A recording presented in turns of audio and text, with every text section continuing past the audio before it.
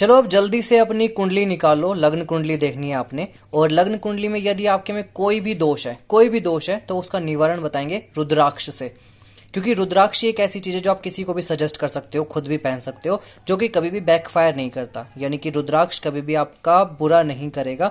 यानी कि यदि आप किसी एस्ट्रोलॉजर के पास जाते हो तो वो बताते हैं कि आपको ये रत्न पहन लेना चाहिए, आपको नीलम पहनना चाहिए, पन्ना पहनना चाहिए, पुखराज पहनना चाहिए। तो काफ़ी सारी चीज़ें बताते हैं वो आपके प्लैनेट के अकॉर्डिंग, जो कि कुछ लोगों को सूट करती है, कुछ लोगों को नहीं करती। लेकिन रुद्राक्ष एक ऐसी चीज़ है जो कभी भी आपका बैकफायर नहीं करेगी, नुकसान नहीं करता है, वो सिर्फ आपको रिजल्ट ही देगा। तो आपके कुंडली में जो भी दोष है, मतलब कोई भी दोष है, तो उसके अकॉर्डिंगली आज आपको रुद्राक्ष सजेस्ट करा जाएगा। तो वो कैसे करना है, क्या करना है, चलिए इसके बारे में जान लेते हैं।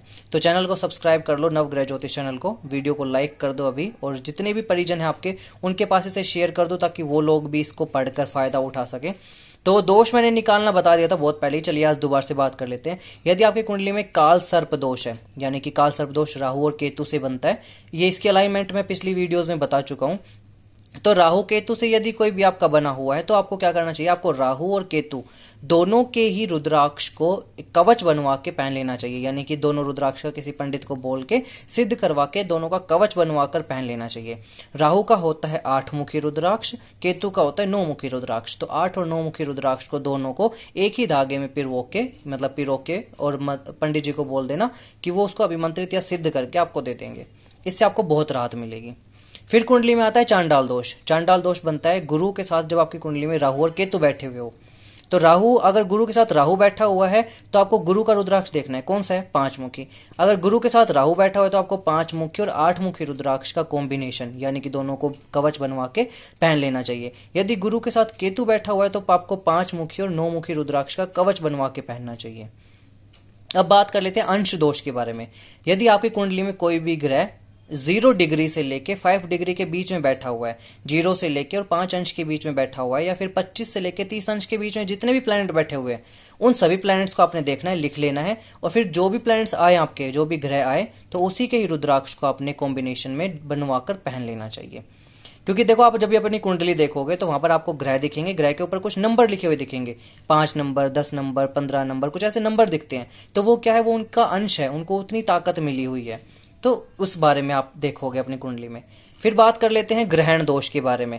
जब यदि आपकी कुंडली में सूर्य या चंद्रमा, आपने सूर्य और चंद्रमा देखने हैं, यदि सूर्य के साथ राहु या केतु बैठ जाए या फिर चंद्रमा के साथ राहु केतु बैठ जाए तो आपको रुद्राक्ष धारण कर लेना चाहिए। यदि सूर्य के साथ राहु बैठा हुआ है तो आपको क्या करना चाहिए, आपको 1 मुखी रुद्राक्ष और 8 मुखी रुद्राक्ष पहन लेने चाहिए।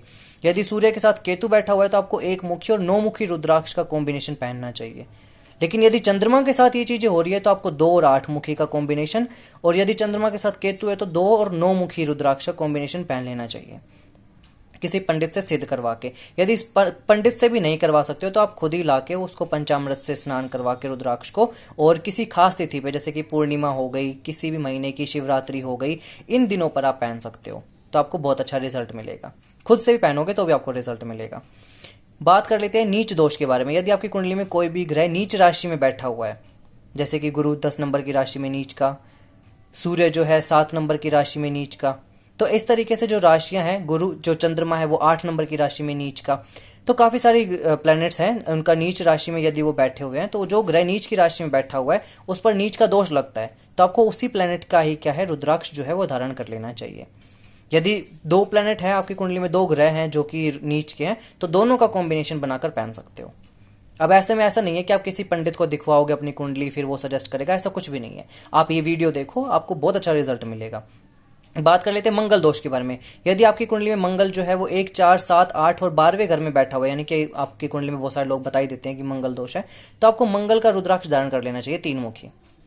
शापित दोष के बारे में बात कर लेते हैं। यदि आपकी कुंडली में शनि के साथ राहु या केतु कोई बैठा हुआ हो तो शनि का रुद्राक्ष 7 मुखी होता है, और जो राहु केतु है ये 8 और 9 मुखी आपको पता ही चल गए हैं।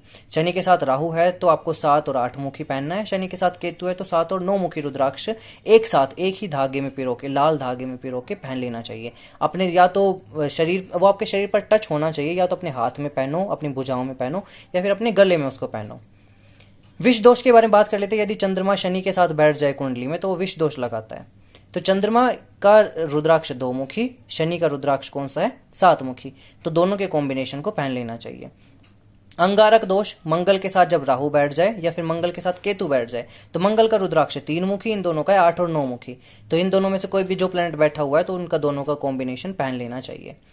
अस्त दोष जो है, सूर्य के साथ जब कोई भी ग्रह बैठता है तो उसको अस्त कर देता है, यानी कि सूर्य के आसपास में, सूर्य के आसपास की डिग्री में, 10 डिग्री के आसपास में जो भी ग्रह बैठता है सूर्य के, तो सूर्य की रोशनी के कारण वो ग्रह अस्त हो जाता है, यानी कि उसका कोई प्रभाव जीवन में नहीं रहता। मोस्टली कुंडली में हमने देखा हुआ है कि जो बुध ग्रह है या फिर शुक्र ग्रह है वो ही अस्त होते हैं।